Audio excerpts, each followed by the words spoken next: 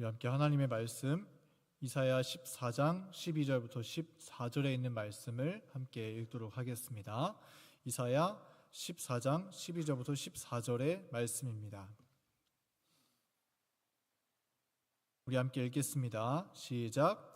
너 아침의 아들 계명성이여 어찌 그리 하늘에서 떨어졌으며 너 열국을 엎은 자여 어찌 그리 땅에 찍혔는고. 내가 내 마음에 이르기를 내가 하늘에 올라 하나님의 뭇별 위에 내 자리를 높이리라. 내가 북극 지폐 산 위에 앉으리라.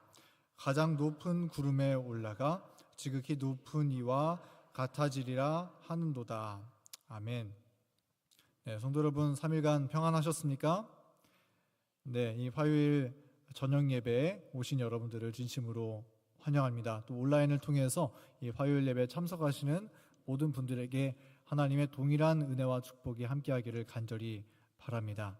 이 3일 예배, 또 금요일 안식일 예배, 이런 시간들이 쌓이고 쌓여서 그 예배의 시간들이 한 계단 한 계단이 되어서 그 계단을 우리가 다 올라갔을 때 하늘까지 다다르게 되는 그 믿음의 가족들 되었으면 정말 좋겠습니다.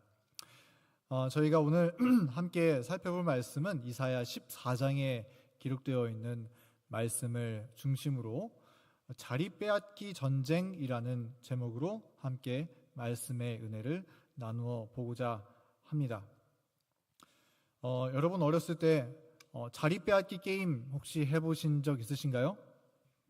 처음에는 사람 20명, 의자 10개 이렇게 시작을 해서 점점 의자에 앉은 사람은 살고 의자에 앉지 못한 사람은 떨어지죠. 그렇게 하다가 마지막에는 의자가 딱 한 개 남고 3명 혹은 2명이 남아서 그 의자 하나를 차지하기 위해서 싸우는 게임이 이 자리 빼앗기 게임입니다. 근데 이 자리 빼앗기 게임을 하다가 점점 게임이 진행되고 마지막 하나의 의자만 남게 되었을 때는 이거는 게임이 아니라 그야말로 전쟁입니다. 제가 옛날에 보았던 영상 한 편이 생각이 나서 가져와 봤는데요. 지금 다시 보니까 진짜 많이 치열하더라고요. 저기 막 넘어지고 다치고 이런 거 상관없이 막 의자를 차지하기 위해서 난리를 부립니다. 자리를 차지하는 한 가지 목적 외에는 여기엔 여자고 남자고 봐주는 거 하나도 없습니다. 네, 오늘 말씀을 준비하면서 이 영상이 생각났는데 사실 우리가 본 이 자리 빼앗기 게임은 제가 생각을 해보니까 어떤 의미에서 보기에 굉장히 영적인 의미를 담고 있는 게임이다라고 생각할 수도 있겠구나 하는 생각이 들게 되더라고요. 왜냐하면 이사야 14장의 이야기가 바로 그 자리 빼앗기의 정신으로 시작된 이야기라고 생각이 들었기 때문입니다. 이사야 14장의 말씀에는 우리가 너무나 잘 아는 말씀이 나와 있죠. 이 사단의 정체가 기록되어 있고 그 사단이 어떠한 마음으로 그 죄가 시작되었는지를 말씀해주고 있는 말씀이 이사야 14장에 기록된 내용입니다. 근데 이사야 14장을 우리가 조금 자세히 들여다보면 14장에서 말씀하고 있는 죄의 시작이 되는 관점은 교만에서 시작되었다라기보다는 하나님의 자리를 빼앗으려고 하는 마음이 이 루스벨, 사단의 마음에서부터 일어나게 되면서부터 시작되었다라고 하는 사실을 볼 수가 있다라고 하는 것입니다. 사단은 하나님의 자리를 빼앗고자 마음을 먹었을 때 그의 마음속에 죄가 시작되었던 것이죠. 오늘 말씀을 통하여서 그 죄의 기원이 어떻게 시작되었으며 어떻게 끝마쳐지게 될 것인지, 그리고 거기 안에서 어떤 교훈을 발견할 수 있는지, 또 우리의 마음에서 하나님의 자리를 빼앗기 위한 이 사단의 이 전쟁이 어떻게 벌어지고 있는지 우리 함께 말씀을 통해 살펴보는 시간을 가질 수 있으면 좋겠습니다. 우리가 계속 이사야서에 대한 말씀을 몇 차례 살펴보고 있는데요. 몇 번의 말씀을 다루면서 가끔씩 이사야서의 구조를 살펴보았습니다. 먼저 이사야 1장부터 6장에 있는 최초의 말씀은 유다와 예루살렘에 대한 죄의 지적과 회개의 호소가 기록되어 있는 말씀입니다. 그리고 예루살렘에 대한 다가오는 심판에 대한 예언이 기록되어 있는 내용들이죠. 그리고 이사야 7장부터 12장까지의 말씀을 우리가 보면 그 말씀 안에서 이 임마누엘을 통한 구원이 설명되어 있습니다. 약속된 메시아가 이 땅에 이새의 줄기로서 싹으로서 찾아오게 될 것이다 하는 말씀이 여기 말씀에 기록되어 있고요. 그리고 여기까지 2장까지의 말씀을 마치고 바로 넘어가서 13장에서부터 아주 긴 10장에 이르는 내용들 속에 이 유다와 예루살렘을 중심으로 그 주변 국가들의 열방에 대한 하나님의 심판의 내용들이 여기에 기록되어 있는 것을 볼 수가 있습니다. 근데 이 긴 말씀 가운데 어떤 말씀으로 시작되는가, 그리고 어떤 나라를 중심으로 심판한다라고 하는 말씀으로 내용이 이어지는가 하는 것을 우리가 살펴볼 때 그 나라는 무엇이냐면 바벨론이라는 사실을 우리는 발견할 수가 있습니다. 이 열방에 대한 심판 가운데 최초로 기록된 13장의 기록이 이 바벨론에 대한 심판으로 시작이 되고 그 중심이 바벨론입니다. 왜 이 바벨론이라는 나라에 대한 심판이 그렇게 중요하게끔 이 긴 말씀 속에 묘사가 되어 있는 것일까요? 왜냐하면 이 바벨론에 대한 심판 가운데, 그 내용 가운데 열국을 엎는 자, 이 바벨론의 왕인 사탄에 대한 심판의 내용이 기록되어 있기 때문에 그러한 것입니다. 네, 이사야 13장부터 14장에 특별히 그 말씀이 중심적으로 기록되어 있는데요. 이 말씀은 이 고대 바벨론이라고 하는 한 나라에 대한 심판을 이야기함과 동시에 그런 예언의 이야기도 되기도 하지만 이 말씀은 특별히 다분히 영적인 의미를 포함하고 있는 내용입니다. 그래서 이 말씀은 바벨론 나라이면서 동시에 사단에 대한 심판의 이야기라고 우리는 볼 수가 있습니다. 우리 그 말씀을 조금 보면 이 바벨론이 심판받을 날에 대해서 이사야 13장 6절 말씀은 이야기하기를 뭐라고 하고 있냐면 여호와의 날이 이르렀다라고 이야기를 하고 있습니다. 이 여호와의 날이 가까웠다. 성경에서 여호와의 날이라는 표현이 쓰이면 그날은 어떤 날인가요? 네, 구원의 날로 표현되기도 하고, 그런데 반대로 반대는 아니죠. 어떤 이들에게는 그날이 심판의 날로 보이기도 하는 것입니다. 하나님의 진노의 날, 심판의 날, 그리고 그리스도의 통치가 시작되는 날, 그리고 예수님의 재림의 날로 이 날은 묘사가 되기도 하죠. 그러므로 이 말씀은 그냥 어떤 이 지구상의 한 나라에 대한 심판의 내용이 아니라 이 바벨론이라는 영적 국왕에 대한 심판이 기록되어 있는 말씀이다라는 것을 우리는 추측해 볼 수 있습니다. 그리고 이사야 13장 10절 말씀에는 그 바벨론의 심판에 대해서 말씀하면서 이르기를 그 심판이 하늘의 별들에 영향을 주었다라고 이야기를 합니다. 하늘의 별들이 빛을 내지 못할 것인데 햇빛을 받아도 빛을 비추지 못할 것이다, 이렇게 얘기를 하고 있어요. 이게 무슨 말일까요? 빛을 받아도 별이 빛을 내지 못한다는 것은 그 별이 죽었다는 것을 의미를 하는 것이겠죠. 이 말씀은 하늘의 천사들, 특별히 이 별은 하늘의 천사들, 하늘의 주권자들을 표상적으로 성경에서 자주 이야기를 하기도 합니다. 그래서 사단이 하늘에서 쫓겨날 때 하늘의 별 3분의 1이 내어 쫓김을 받았다, 이렇게 기록이 되어 있죠. 우리 그런 말씀을 통해서 보는 것은 하늘의 천사들 가운데 타락한 천사들, 사단과 하나님의 정부에 대적한 이 사단에 동조한 악한 천사들이 심판을 받게 되고 더 이상 빛을 발하지 못하게 될 것을 이 말씀은 이야기하고 있다라고 하는 것입니다. 그러므로 이사야 13장 14장에 기록된 이 바벨론에 대한 심판은 단순히 한 나라가 아니라 바벨론 왕으로 묘사된 영적 주권자 사탄에 대한 하나님의 궁극적인 심판을 가리키는 말씀이라고 우리는 해석할 수 있는 것이죠. 그러한 맥락에서 이사야 14장의 내용은 바벨론의 왕으로 군림하는 이 사단의 심판을 더욱 구체화해서 묘사해주고 있습니다. 몇 가지의 말씀만 좀 뽑아서 우리가 살펴볼 건데요. 먼저 이사야 14장 7절 말씀을 보면은 이 바벨론 왕의 몰락으로 말미암아서 이제는 온 땅이 조용하고 평온하니 무리가 소리 높여 노래하는도다라고 기록을 하고 있습니다. 왜 바벨론이 멸망을 했는데 사람들이 소리 높여서 노래를 부른다고 말하고 있을까요? 슬퍼해야 정상 아닌가요? 이 내용은 이 사단이 멸망을 받게 될 것인데, 이 사단이 멸망을 받을 때 요한계시록 18장 20절의 말씀에 보면은 그 사단의 멸망받는 날에 기뻐하는 자들이 있다 그랬습니다. 하나님의 사도들과 선지자들이 그것으로 말미암아서 기뻐할 것이다, 이런 말씀이 기록되어 있는데, 그것과 같은 맥락이라고 우리가 볼 수가 있겠고요. 이사야 14장 8절 말씀에는 향나무와 레바논의 백향목도 너로 말미암아 기뻐하여 이르기를 내가 넘어져 있은즉 올라와서 우리를 베어버릴 자 없다 하는도다, 이렇게 쓰여져 있습니다. 이 개역 한글 버전에 우리가 보면 작벌하는 자가 없어졌다, 이렇게 써 있는데, 이 말은 사단이 더 이상 하나님의 백성들의 구원과 자라남을 방해하지 못할 것이라고 하는 그러한 내용으로 우리가 쓰여져 있는 것을 볼 수가 있는 것이죠. 왜냐하면 성경에는 나무가 하나님의 백성을 의미하는 것이거든요.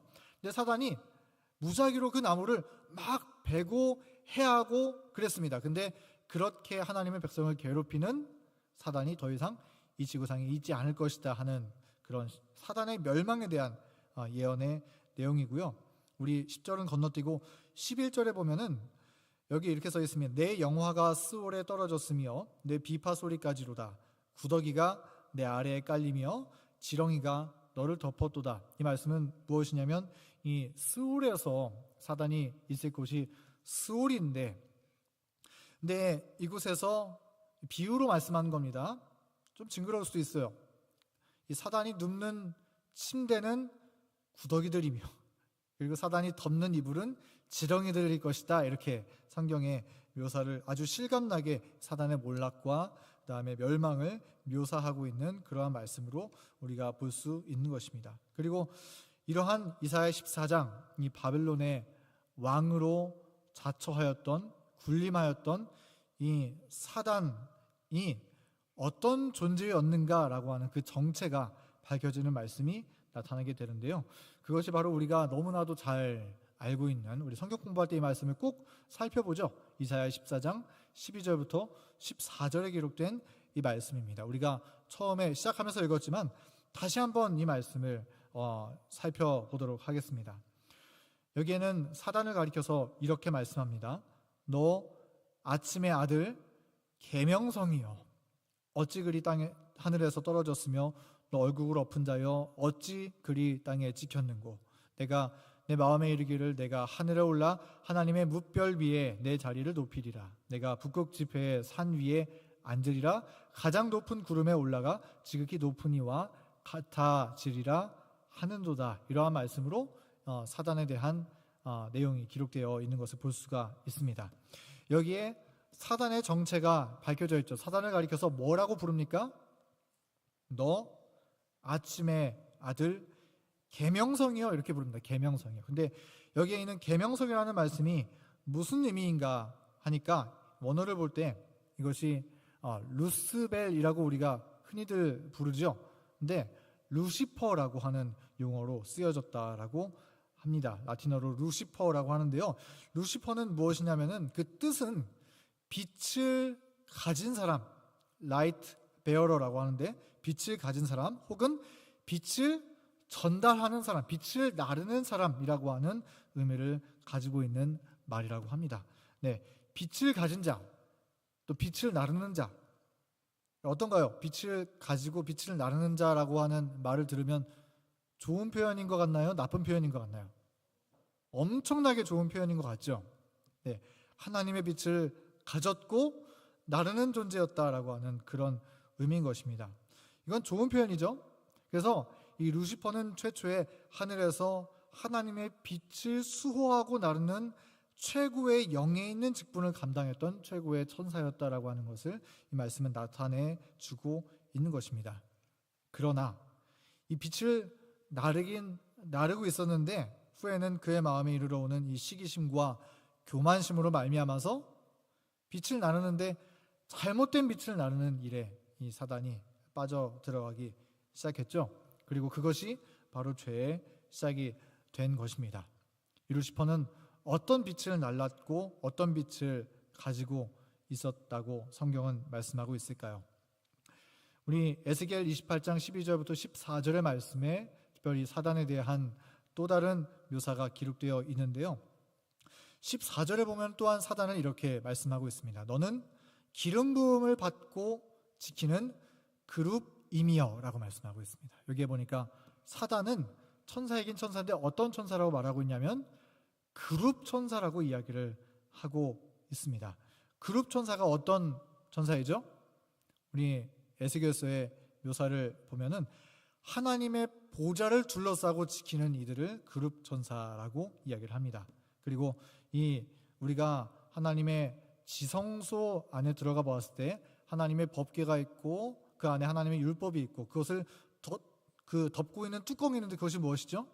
시은좌라고 부르죠. 그리고 그 위에 금으로 수놓여진 덮는 그룹이 있었습니다. 이것은 무엇을 말하느냐면은 그룹 천사는 하나님의 율법을 가장 가까이에서 수호하고 떠받드는 존재들이다라고 하는 것을 말씀해 주고 있는 것이죠. 하나님의 품성의 빛, 온 땅을 환하게 하는 하나님을 아는 지식의 빛, 온 우주를 약동하고 숨쉬게 하며 유지하게 하는 생명의 빛을 이 루시퍼는 가지고 있었고 그것을 나누는 존재였다라고 하는 것입니다. 그는 하나님의 율법의 대표자로 부름받은 그야말로 대표자로 부름받았던 천사였습니다. 이 세상의 피조물 가운데 가장 하나님의 품성을 가까이에서 보았던 존재였고 실제로 그 품성을 잘 반사했었던 존재였겠죠. 그러나 그는 잘못된 빛을 나르기 시작했습니다. 그리고 그렇게 함으로써 하늘에서 배도와 타락이 시작되었고 완전한 하늘의 조화가 깨지기 시작하게 되었던 것입니다. 이러한 사단의 궁극적인 목적은 무엇일까요? 왜 사단이 하늘에서 잘못된 빛을 나르면서 하나님의 정부를 비난하고 하나님의 사랑에 대한 의심을 퍼뜨리기 시작했던 것이었을까요? 우리 다시 한번 이 말씀을 보면은 이 사단의 궁극적인 목적이 무엇인가를 알 수가 있습니다. 여기에 사단이 하고자 하는 마음의 의도와 행위를 몇 가지로 표현하고 있는데요. 첫 번째로 내가 하늘에 올라 하나님의 뭇별 위에 내 자리를 높이리라 라고 이야기를 하고 있고요. 공통점을 한번 여러분 찾아보세요. 두 번째는 내가 북극 지폐의 산 위에 앉으리라 라고 말씀하고 있습니다. 여기에 북극 지폐의 산이라고 하는 말은 하르모에드라고 하는 단어라고 하는데요. 이 신들이 모이는 산, 그러니까 하나님께서 모이시는 곳이라고 하는 의미입니다. 하나님의 자리를 의미하는 표현인 것이죠. 통치하는 자리. 또 가장 높은 구름에 올라가서 지극히 높은 이와 같아지리라. 개역 한글 성경에도 보면 비길이라 이렇게 써 있죠. 자, 이러한 사단의 목적하는 바가 공통점이 어떤 것이라고 우리가 볼 수 있습니까? 이 모든 세 가지의 행동과 관련된 말씀들이 모두 무엇과 관련되어 있냐면 자리랑 관련되어 있는 것을 볼 수 있어요. 자리. 하늘에 올라가서 하나님의 뭇별 위에 내 자리를 높이리라. 북극 지폐 산 위에 앉으리라. 다 자리랑 관련되어 있는 것을 우리는 볼 수가 있다는 것입니다. 그러므로 이러한 말씀을 우리가 토대로 살펴볼 때 죄라고 하는 것은 하늘에서 시작되었는데 이 루시퍼에 의해서 시작되었는데 이 죄라는 것은 하나님이 마땅히 있으셔야 할 자리를 빼앗으려는 시도에서부터 시작되었다라고 하는 것을 볼 수가 있다는 것입니다. 다시요. 죄는 물론 교만심에서 시작된 것이 맞습니다. 틀린 것이 아닙니다. 그런데 사단의 마음속에 하나님께서 마땅히 앉아 계시는 그 통치의 자리에 내가 그 자리를 빼앗고 싶다. 내가 그 자리를 차지하겠노라라고 하는 계획이 그 마음속에서 이르러 오기 시작했을 때 거기에서부터 최초의 죄가 시작되었고 죄의 본질이 그 안에 담겨 있다라고 하는 것을 우리는 이 말씀을 통해 해석할 수 있는 것입니다. 그래서 이 부조와 선지자 말씀은 죄가 용납된 이유, 첫 번째 챕터죠. 그 장을 보면 이러한 내용이 기록되어 있습니다. 그는 무한하신 아버지께서 아들에게 부여하신 영광을 탐내고 그리스도만이 가지신 대권을 하나님만이 가지실 수 있는 그 권리를 갈망하였다라고 말씀하고 있는 거예요. 그리하여 완전하던 하늘의 조화는 파괴되었다. 창조주 대신 자신을 섬기려는, 오타가 났네요. 키보드가 미음자가 잘 안 쳐집니다. 섬기려는 루시퍼의 태도는 하나님의 영광을 최초로 삼아야 한다고 생각하는 자들에게 불안한 생각을 일으켰다. 하나님께서 영원 전부터 그분의 통치하시는 보좌의 자리에 앉아 계셨어요. 근데 사단이 거기에 의심을 풀어넣기 시작한 것이죠. 그리고 그 이야기를 들은 천사들의 마음 가운데 의구심을 드는 것이죠. 정말 하나님께서만 그 자리에 앉으셔야 하는가? 그런 생각을 사단이 넣어놓기 시작했다라고 하는 것입니다. 그것이 하나님의 자리, 하나님의 보좌를 탐내고 갈망하였던 사단의 죄의 시작이 되었던 것입니다. 그러므로 이 말씀을 통해서 우리는 한 가지 결론에 다다를 수 있습니다. 죄란 무엇인가? 그리고 그 죄의 창시자인 사단이 가지고 있는 정신, 사단의 정신이란 무엇인가? 그것은 이것입니다. 하나님이 마땅히 계셔야 할 자리에 다른 것이 올라가 있으면 그것이 죄이며, 그것이 사단의 정신이며, 그것이 사단이 기뻐하는 일이다라고 우리가 이해할 수 있겠습니까? 네, 그렇죠. 하나님께서 계셔야 되는 자리에 다른 것이 올라가 있다면 그것이 죄라고 우리는 이해할 수 있는 것입니다. 하나님의 품성의 사본인 주님의 율법에 하나님이 기록하신 말씀 외에 인간이 쓴 다른 어떤 것이 개입되어 있으면 그것이 죄이며 사단의 정신이 들어가 있는 것이라 볼 수 있는 것입니다. 그러므로 화이트는 죄에 대한 유일한 정의는 불법이다라고 그렇게 표현하기도 했었죠. 하나님의 율법에서 벗어난 것, 하나님의 율법을 불순종하는 것, 그것이 죄의 정의라고 말씀하고 있었던 것입니다. 하나님이 계셔야 할 성전에 하나님이 아닌 다른 것들, 다른 생각과 다른 계획들이 경배의 대상이 혹시나 되고 있다면 그것이 바로 사단의 정신이 들어있는 일이라 볼 수 있습니다. 하나님을 만나야 할 거룩한 구별된 시간에 하나님이 아닌 다른 것으로 채우고자 하는 마음이 있다면 그것이 바로 사단의 정신을 행하고자 하는 마음이며, 하나님이 좌정하시고 하나님이 최고로 여김을 받으셔야 할 우리의 마음에 다른 것이 앉아있으면 그것이 죄이다라고 하는 것을 우리는 이사야 14장의 말씀을 통해서 교훈을 얻을 수 있는 것입니다.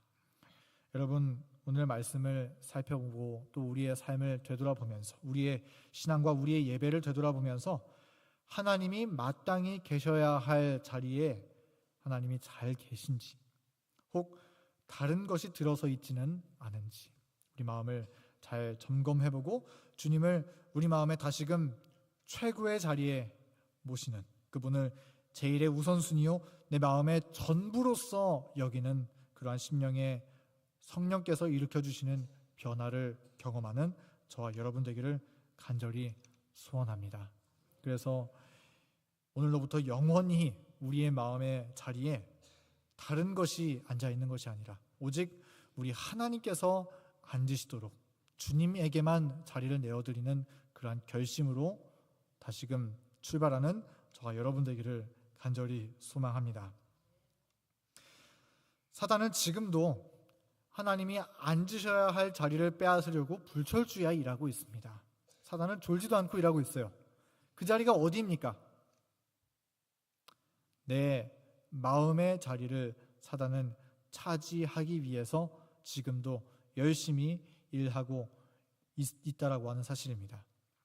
우리 아까 잠깐 보았던 치열한 자리 뺏기 게임처럼, 아니 자리 뺏기 전쟁처럼 내 마음의 보좌를 차지하기 위해서 이 마음이라고 하는 전쟁터 속에 하나님과 사단이 싸우고 있다라고 하는 것입니다. 그런데 이 싸움은 정말 치열한 싸움입니다.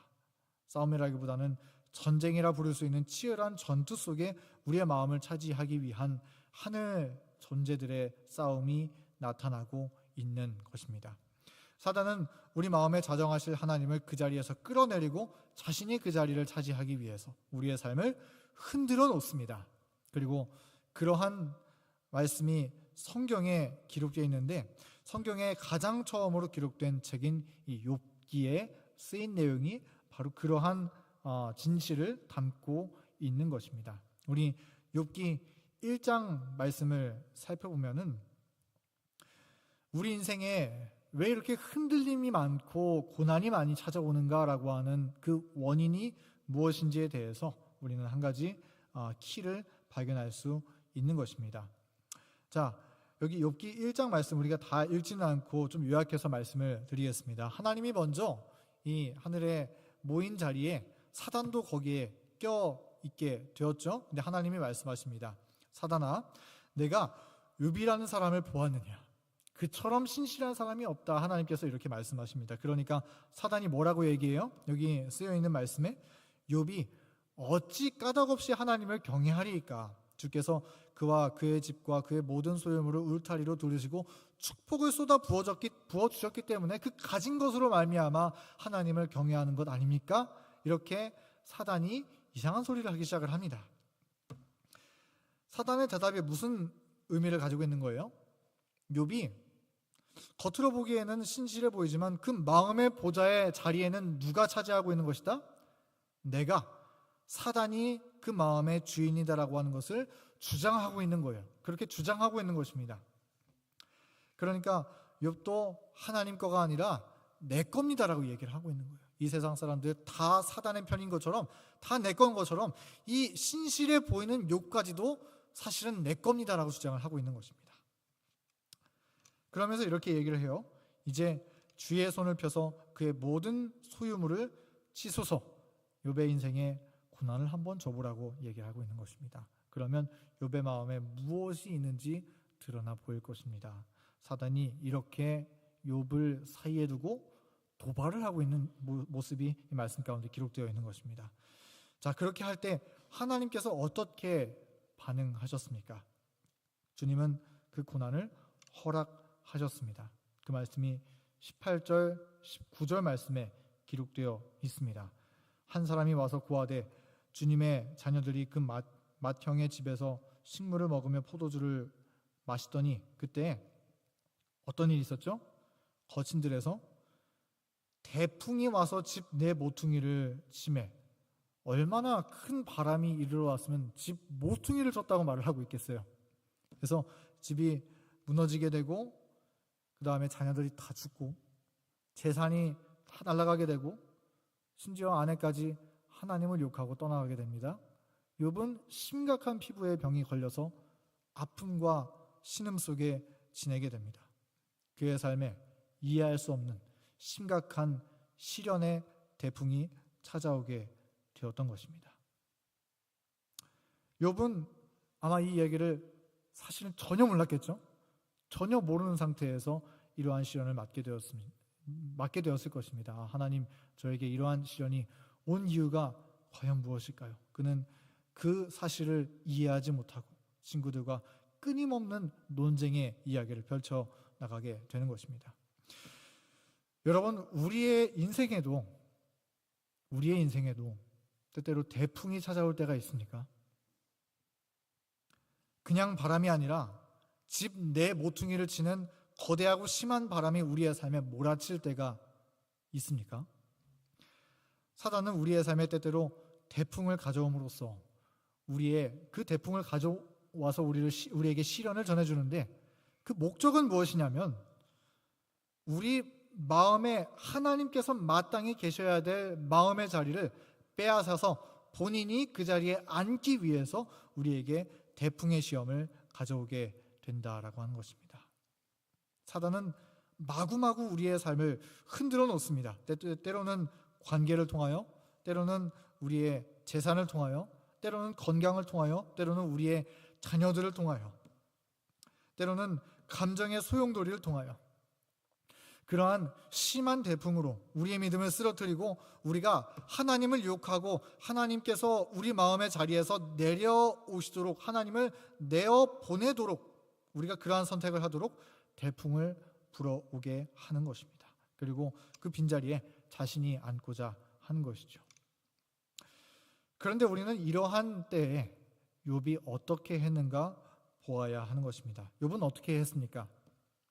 욥은 끝까지 하나님을 욕하지 않았습니다. 끝까지 그 마음의 자리를 사단에게 내어주지 않았습니다. 그리고 그 모든 논쟁과 모든 이야기 끝에 그는 이렇게 고백합니다. 욥기 42장 5절의 말씀 가운데 욥은 이렇게 말합니다. 내가 주께 대하여 귀로 듣기만 하였사더니 이제는 눈으로 주를 배움나이다.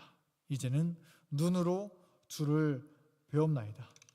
욥의 고백은 무슨 의미를 가지고 있습니까? 그의 신앙의 경험이 이전에는 하나님의 사랑을, 하나님의 마음을 머리로만 알고 있었는데 그렇게 머리로만 알고 끝나는 것이 아니라 내가 직접 살아보니까 이러한 대풍 속에서 여전히 하나님을 끝까지 의지하면서 있어 보니까 내가 이제는 체험적으로 주님을 알게 되었다고 고백하고 있는 것입니다. 이러한 사단과 하나님의 치열한 싸움 가운데 욥이 하나님의 편에 있었더니 그 끝에 알게 된 사실은 내 마음에 좌정하실 분은 오직 하나님뿐이라는 사실을 그는 실제로 경험하고 깨닫게 되었노라고 욥은 고백하고 있는 것입니다.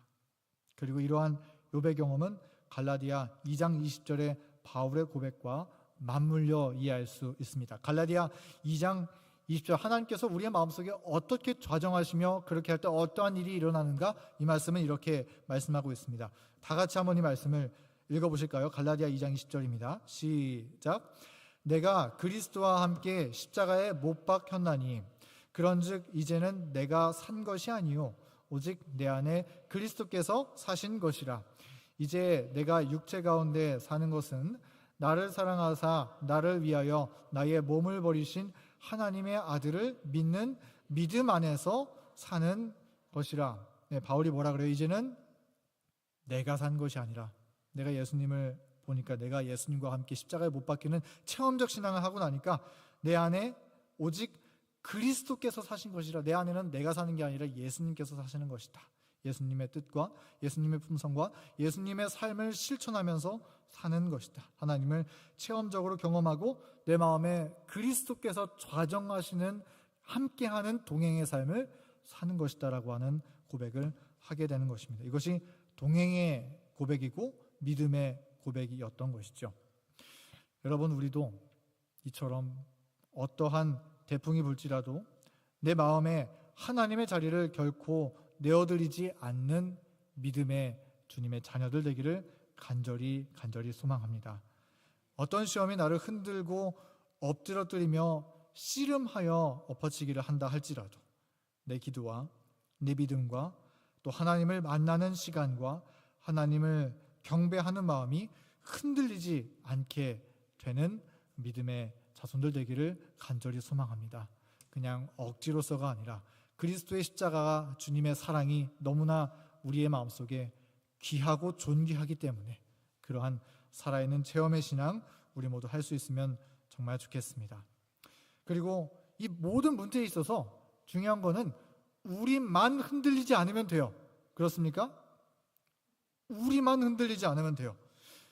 우리만 하나님을 잘 붙들고 있으면 됩니다. 왜냐하면 하나님은 이 세상 그 어떤 것으로도 우리를 주 그리스도 예수 안에 있는 하나님의 사랑에서 끊을 수 없다 할 만큼 견고한 줄로 우리를 붙들어 매셨기 때문에 그렇습니다. 그것이 예수 그리스도의 십자가의 사랑인 것입니다. 여러분, 그러한 주님의 사랑을 바라보고 우리 주님을 의지하면서 주님을 우리 마음 가운데 깊이 모시고 흔들리지 않고 하늘까지 나아가게 되기를 간절히 소망합니다. 혹시 여러분 이 사진이 무엇인지 아십니까? 오른쪽에 있는 거는 그냥 구글에서 찾아본 사진이고 왼쪽에 있는 사진을 보면 삼육대 오래 머무신 황영서 목사님은 잘 알고 계시는군요. 삼육 우리 삼육대학교에서 제명호 올라가는 길목입니다. 제가 하루는 이제 제명호 가는 걸 굉장히 좋아했었어요. 그래서 자주 갔는데 하루는 이제 제명호에 올라가려고 길을 걷고 있었는데 그 전날인가 바람이 굉장히 심하게 불었었거든요. 근데 그 바람 때문에 나뭇가지들이 거기에 엄청나게 쓰러져 있는 거예요. 그래서 길을 걷다가 나뭇가지를 이렇게 좀 치우고 걸어야 할 만큼 굉장히 많이 나뭇가지가 쓰러져 있는 것을 볼 수가 있었습니다. 근데 그렇게 나뭇가지가 많이 떨어져 있기는 했지만 뭐 그날의 나무 뿌리가 뽑혀 있는 것은 제가 그날 하나도 본 적은 없었습니다. 여러분, 사단이 우리의 삶에 아무리 심한 대풍을 가지고 흔들고 치고 엎어치기를 한다 할지라도 우리가 오직 우리 하나님께 깊이 뿌리를 박고 있으면, 하나님을 우리 마음속 중심에 깊이 모시고 있으면 우리의 삶에 혹 나뭇가지가 떨어지는 한이 있다 하더라도 우리의 뿌리는 결코 뽑히지 않을 수 있는 것입니다. 그렇죠? 나뭇가지는 떨어질 수 있어요. 근데 뭐 어떻습니까? 나뭇가지는 하나님께서 다시 자라나게 해주십니다. 다시 열매 맺게 해주십니다.